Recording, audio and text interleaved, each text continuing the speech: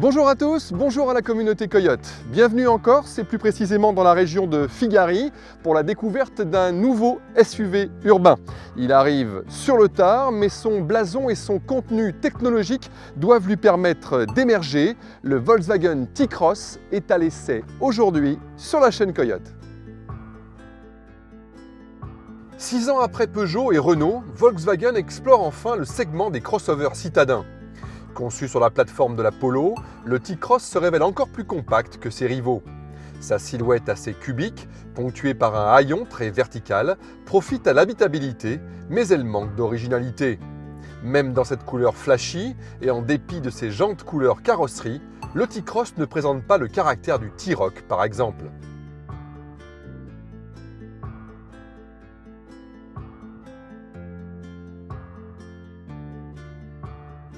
S'il n'est donc pas le plus sexy de la catégorie, le T-Cross figure parmi les plus spacieux et son coffre parmi les plus vastes. Il dispose en série d'une banquette rabattable et coulissante sur 14 cm, tandis que le siège passager peut aussi se replier pour augmenter la longueur de chargement. Assis 10 cm plus haut qu'à bord d'une Polo, le conducteur contemple une planche de bord sans surprise. Dans cette ambiance plutôt austère, on retiendra surtout la qualité perçue, le soin porté à l'ergonomie et les nombreux rangements. Pour égayer l'atmosphère, on peut compter sur un bel écran tactile de 8 pouces pour gérer l'infodivertissement et un Coyote Nav Plus idéalement situé. Du genre connecté, le SUV Volkswagen propose également un chargeur de smartphone par induction, l'accès à CarPlay et Android Auto et jusqu'à 4 prises USB.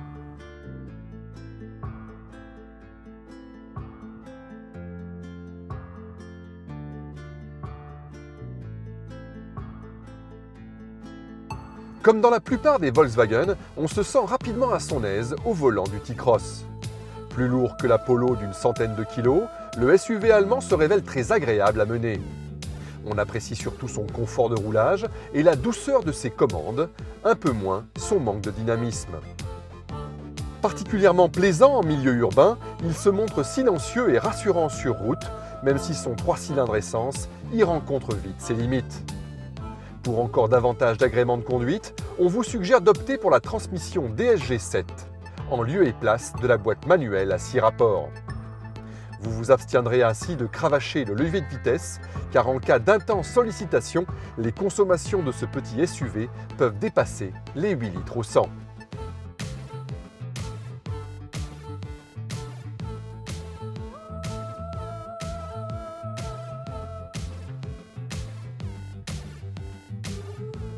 En finition Cara, dotée de la climatisation automatique, de l'accès et du démarrage sans clé, de l'instrumentation 100% numérique et du GPS, la note dépasse les 25 500 €.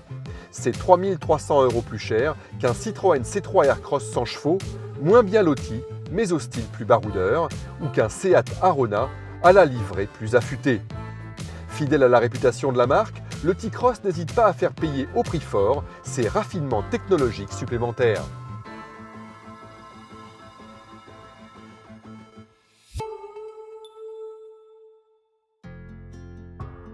Nouveau venu dans la sphère des SUV citadins, le T-Cross ne manque pas d'arguments. Compacité, modularité, habitabilité, polyvalence et robustesse apparente plaident en sa faveur, de quoi justifier des tarifs qui ne sont plus tout à fait ceux d'une marque généraliste.